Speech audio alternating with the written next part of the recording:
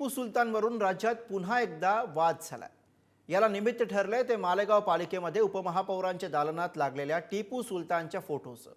यावरून हिंदुत्ववादी संघटनांनी आक्षेप घेतला आणि याकडे समाजात दुही निर्माण करण्याचा प्रयत्न म्हणूनही पाहिलं जाते। बघूयात या वादावरचा हा सविस्तर रिपोर्ट। मालेगावात टिपू सुलतानच्या फोटोवरून वाद। उपमहापौरांच्या दालनात एकट्या टिपू सुलतानाचा फोटो। टिपू सुलतानावरचं प्रेम की सामाजिक दुहीचा डाव?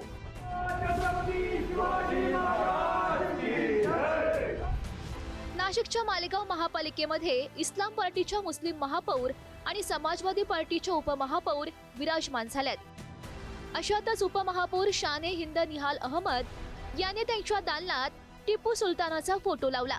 तो फोटो व्हायरल झाला आणि वादाला तोंड फुटलं। सोशल मीडियावर विरोधातल्या प्रतिक्रिया उमटल्या आणि मालेगावात शिवसेनेनं पालिका आयुक्तांच्या कार्यालयात निदर्शनं करत फोटो काढण्याची मागणी केली। आम्ही शिवसेनेचे सर्व पदाधिकारी आणि शिवसेनेचे सर्व नगरसेवक नगरसेविका या ठिकाणी आयुक्तांना निवेदन द्यायला आलो आहोत।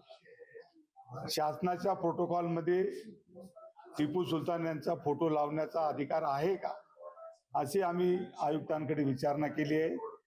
नगर सचिव त्यावर योग्य ती कारवाई करण्याचा आम्हाला आता या ठिकाणी सांगून गेले।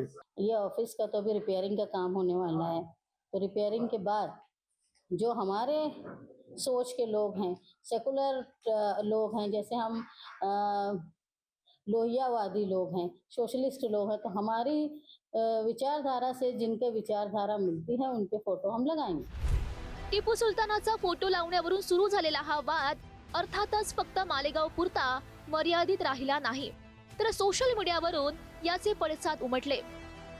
एकीकडे हिंदू महासभेचे अध्यक्ष आनंद दवे यांनी या विरोधात परखड भूमिका मांडली, तर टिपू सुलतानच्या समर्थनातही युक्तिवाद पाहायला मिळाला। सरकारला पुन्हा एकदा आव्हान आहे की सरकारने स्पष्ट आदेश द्यावे की टिपू सुलतानचा फोटो ज्यांनी एखादी पोस्टर लावलं होतं म्हणून त्याला अटक केली होती, औरंगजेबाचा फोटो हातात घेतला म्हणून अटक केली, मग या उपमहापौरावर कारवाई का होत नाहीये?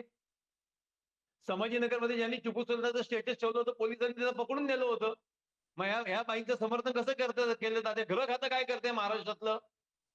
पुढच्या 24 तासात यांच्यावर कारवाई होणं अपेक्षित आहे आम्हाला। तुमच्या सर्टिफिकेटची आम्हाला गरज नाहीये दवे, तुमच्या सर्टिफिकेटची आम्हाला गरज नाही। असे सर्टिफिकेट आम्ही फाट्यावर मारतो उघड उघड, हे तुम्हाला पुण्यात बसून मी सांगतो। सरळ सरळ फाट्यावर मारतो आम्ही तुमचे असले सर्टिफिकेट। तुमच्याकडून कोणी सर्टिफिकेट राष्ट्रभक्तीचे आम्ही मागितलेले नाहीयेत आणि तुमच्यासारख्या दुटप्पी भूमिका घेणाऱ्या लोकांनी एकीकडे MIM ला विरोध करायचा आणि दुसरीकडे त्यांच्यासोबत जे आहे ते हनीमून करायचं, सत्तेमध्ये वाटेकरी घ्यायचं, यासारख्या वृत्तीच्या लोकांनी आम्हाला देशभक्ती आणि देशप्रेम शिकवण्याची अजिबात आवश्यकता नाहीये। या वादाच्या मुळाशी असलेला टिपू सुलतान काहींसाठी स्वातंत्र्य सैनिक आहे, तर काहींसाठी धर्मांध धोरण राबवणारा राज्यकर्ता आहे। हे नेमकं का, हे समजून घ्यावं लागेल। टिपू सुलताननं ब्रिटिशांविरोधात लढा दिला म्हणून स्वातंत्र्य योद्धा मानलं जातं, तर मलबार आणि कोडगू या भागात हजारो हिंदू ख्रिश्चनांची कत्तल तसंच सक्तीनं धर्मांतर केल्याचा आरोप आहे। युद्धाच्या काळात अनेक मंदिरं आणि चर्च उद्ध्वस्त केल्याचे संदर्भ इतिहासामध्ये दिले जातात। दुसरीकडे शृंगेरी मठासारख्या हिंदू धार्मिक संस्थांना मोठी मदत आणि देणग्या दिल्याचंही म्हटलं जातं। टिपू सुलतानचा केवळ ब्रिटिशांशीच नाही तर मराठी आणि हैदराबादच्या निजामशाहीशी मोठा संघर्ष होता। अलीकडच्या काळात टिपू सुलतान जयंती साजरी करण्यावरूनही अनेकदा वाद झाले। त्या निवडून आलेल्या आहेत, या देशाचा संपूर्ण स्वर काही हिंदुत्ववादी आहे, देश हिंदू राष्ट्र आहे वगैरे असं अजिबात नाही। इथे वेगवेगळ्या विचारधारांना महत्व आहे, स्थान आहे, त्यांचा आदर प्रत्येकाने करायला पाहिजे। पण एकट्या टिपू सुलतानांचा फोटो का लावला जातो? तसं जर होत असेल तर ते मुद्दामून मतांच्या ध्रुवीकरणासाठी होत आहे का, असा प्रश्न उद्भवणं अत्यंत स्वाभाविक आहे। पालिका दालन हे कोणाचं वैयक्तिक ड्रॉइंग रूम नाही, त्यामुळे इतिहासातल्या वादग्रस्त व्यक्तींचे फोटो लावून राजकीय संकेत देण्याची किंवा धार्मिक भावना दुखावण्याची जागा नाही। टिपू सुलतान बद्दलचे मतभेद काही आजचे नाहीयेत। मग प्रश्न पडतो, हा फोटो लावणाऱ्यांना नेमकं काय साधायचं होतं?